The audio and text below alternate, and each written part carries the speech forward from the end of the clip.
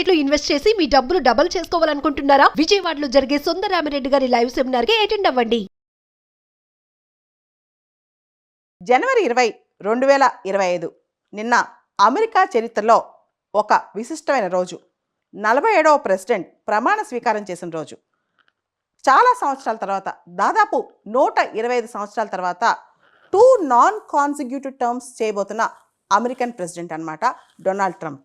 అంటే ఫస్ట్ ఒకసారి ప్రెసిడెంట్గా చేసి మధ్యలో 4 ఏళ్ళు బ్రేక్ వచ్చి మళ్ళా ప్రెసిడెంట్గా చేస్తున్నాడు ఈయన. ఇంతకుముందు మనం చూస్తే కనుక అమెరికా చరిత్రలో గ్రోవర్ క్లీవ్లాండ్ అనే ఆయన 22nd మరియు 24th ప్రెసిడెంట్గా చేశారనమాట. ఆయన ఫస్ట్ టర్మ్ 1885 నుంచి 1889 వరకు, సెకండ్ టర్మ్ 1893 నుంచి 1897 వరకు. అంటే దాదాపు 128 సంవత్సరాల క్రితం ఒక వ్యక్తి 2 నాన్ కాన్సిక్యూటివ్ టర్మ్స్ చేశారు అమెరికన్ ప్రెసిడెంట్గా. ఇప్పుడు మళ్ళా డొనాల్డ్ ట్రంప్ అనమాట. నిన్న డొనాల్డ్ ట్రంప్ ప్రెసిడెంట్గా ఎలక్ట్ అయిన తర్వాత ఇచ్చిన మొదటి స్పీచ్, ఇనాగరల్ స్పీచ్ ఏదైతే ఉందో అది ప్రకంపనలు రేపుతోంది. పనామా కెనాల్ ఇచ్చేయటం అనేది పనామాకి ఒక ఫూలిష్ గిఫ్ట్ అని చెప్పి, అది చైనా చేతులకు వెళ్ళిపోతుంది, దానివల్ల మేము తీసేసుకుంటామని చెప్పి ట్రంప్ ప్రకటించడం జరిగిందనమాట.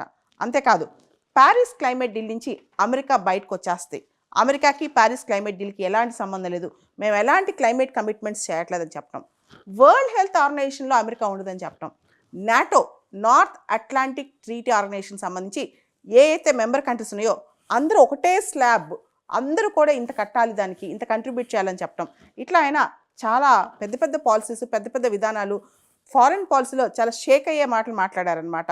అమెరికా ప్రెసిడెంట్గా డొనాల్డ్ ట్రంప్ ప్రమాణ స్వీకారం చేయగానే బిడెన్ యొక్క చాలా పాలసీస్ను ఆయన వెనక్కి తీసుకున్నారు.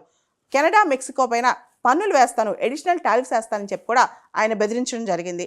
గల్ఫ్ ఆఫ్ మెక్సికోని గల్ఫ్ ఆఫ్ అమెరికాగా రీనేమ్ చేస్తున్నామని చెప్పారు. అంతేకాదు, మౌంట్ డెనాలి ఏదైతే ఉందో దాన్ని మౌంట్ మెకిన్లే అని పేరు మారుస్తాం, అది అమెరికా గ్రేట్నెస్ సంబంధించిన విషయం.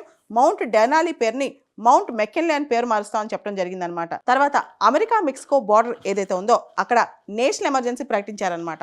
అంతేకాదు, మెక్సికో నుంచి వచ్చిన వాళ్ళకి సంబంధించి ఎవరైతే ఇమిగ్రెంట్స్ ఉంటారో, ఎస్ఎల్ఎం సీకర్స్ ఉంటారో వాళ్ళ పట్ల ఇక నుంచి కఠినంగా ఉండబోతున్నారు. అమెరికాలో బర్త్ రైట్ సిటిజన్షిప్ అని ఒకటి ఉందన్నమాట. అమెరికాకు వచ్చి ఎవరి పిల్లలకన్నా ఆ పిల్లలకి, అమెరికాలో పుట్టిన పిల్లలకి బర్త్ రైట్ సిటిజన్షిప్ ఆటోమేటిక్గా వాళ్ళకి అక్కడ సిటిజన్షిప్ వస్తుంది అనమాట, పిల్లలు అక్కడ పుడితే.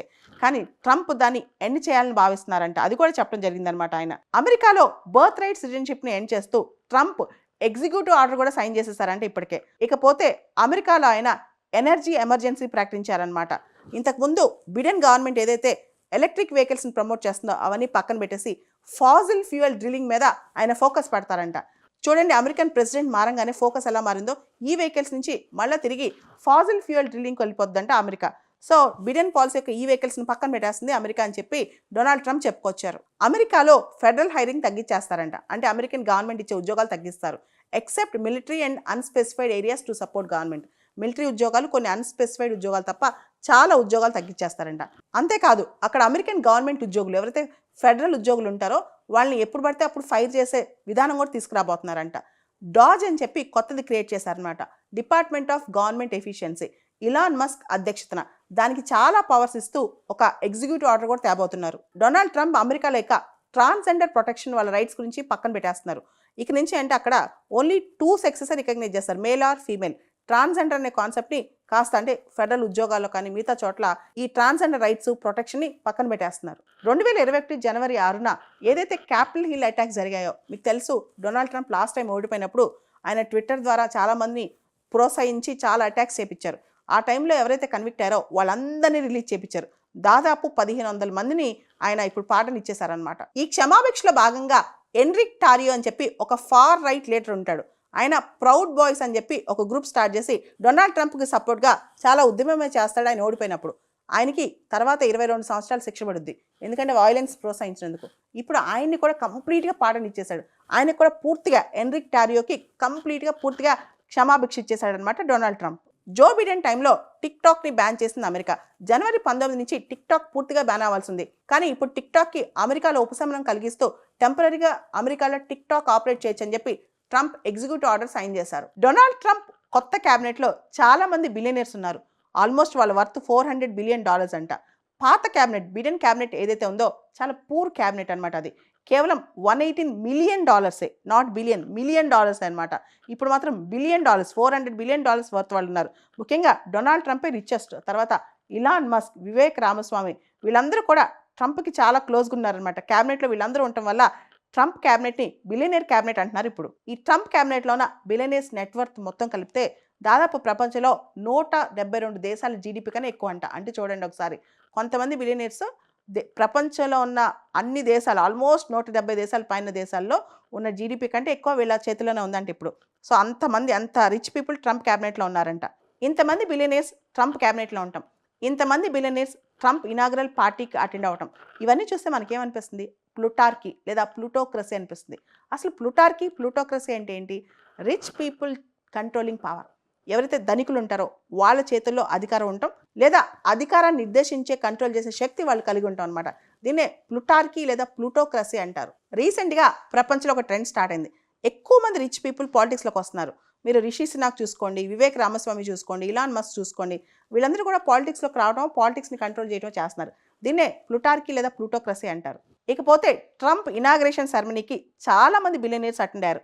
Mark Zuckerberg Meta, Jeff Bezos Amazon, Mukesh Ambani and Mukesh Ambani's wife Reliance group తరఫున, Sundar Pichai Google, Tim Cook Apple, Shou Zi Chew TikTok, Miriam Adelson ఆవిడ కూడా ఒక billionaire, Sam Altman Open AI CEO, ఇట్లా అందరూ రిచెస్ట్ పీపుల్ ట్రంప్ ప్రమాణ స్వీకారానికి అటెండ్ అయ్యారనమాట. ట్రంప్ ప్రమాణ స్వీకారానికి అనేక దేశాల నుంచి పెద్ద పెద్ద నేతలు, పొలిటీషియన్స్ కూడా అటెండ్ అయ్యారు. ముఖ్యంగా హేవియర్ మిలీ అర్జెంటీనా నుంచి, తర్వాత Boris Johnson X UK prime minister, Georgia Meloni Italy prime minister, మన దగ్గర నుంచి జయశంకర్ గారు మన ఎక్స్టర్నల్ అఫైర్స్ మినిస్టర్, తర్వాత bill Clinton, Hillary Clinton, George bush and Barack Obama వీళ్ళందరూ కూడా అటెండ్ అయ్యారు ట్రంప్ ఓత్ టేకింగ్ సెరమనీకి. అమెరికా 47వ ప్రెసిడెంట్గా డొనాల్డ్ ట్రంప్ 2025 సంవత్సరం నుంచి 29 వరకు ఉండబోతున్నారు. ఆయన మోస్ట్ అన్ప్రిడిక్టబుల్ పర్సన్ అనమాట. ఆయన ఏ విధంగా ఆలోచిస్తారో, ఎటువంటి నిర్ణయాలు తీసుకుంటారో, దేన్ని ఆక్యుపై చేయాలని ప్లాన్ చేస్తారో ఎవరికి అర్థం కాదు. ఈవెన్ భారతదేశానికి కూడా ఆయన ఫారెన్ పాలసీ అనేది ఒక క్వశ్చన్ అనమాట, పెద్ద క్వశ్చనే. కాబట్టి ట్రంప్ దగ్గర నుంచి మనం ఏం ఎక్స్పెక్ట్ చేయొచ్చు అంటే కేవలం అన్ఎక్స్పెక్టెడ్ థింగ్స్. హాయ్. మొట్టమొదటిసారిగా మన విజయవాడలో క్లాస్ రూమ్ ట్రైనింగ్ అండి, 1 డే క్లాస్ రూమ్ ఎన్విరాన్మెంట్లో ఆఫ్లైన్ వెబినార్ జరగబోతుంది. అంటే ఇంట్రెస్ట్ ఉన్న పార్టిసిపెంట్స్ ఈ కింద స్కూల్ అవుతున్న నెంబర్కి రింగ్ చేసుకొని సీట్ బుక్ చేసుకోండి. దీంట్లో ETFs, index funds and mutual funds మీద completely and hand folding experience మీకు ప్రొవైడ్ చేయబడుతుంది. దీని ద్వారా ఏంటంటే మనం ఎసెట్స్ని స్టాక్ మార్కెట్లో ఎలా మేనేజ్ చేసుకోవాలి, ఎలా గ్రో చేసుకోవాలి, ఎలా ప్రొడక్ట్ చేసుకోవాలో అంటే ప్రాక్టికల్గా నేర్చుకుంటారు. అండ్ మీ ఇప్పటి వరకు మనం ఆన్లైన్లోనే మీరు అటెండ్ అవుతున్నారు. ఇక నుంచి మీరు మన విజయవాడ సిటీలోనే అండ్ లైవ్లో క్లాస్ రూమ్ ఎన్విరాన్మెంట్లో నేర్చుకునే ఛాన్స్ దొరుకుతుంది. కాబట్టి ఇంట్రెస్ట్ ఉన్న పార్టిసిపెంట్స్ కింద స్క్రోల్ అవుతున్న నెంబర్కి పింగ్ చేసి సీటు రిజర్వ్ చేసుకోండి. Thank you.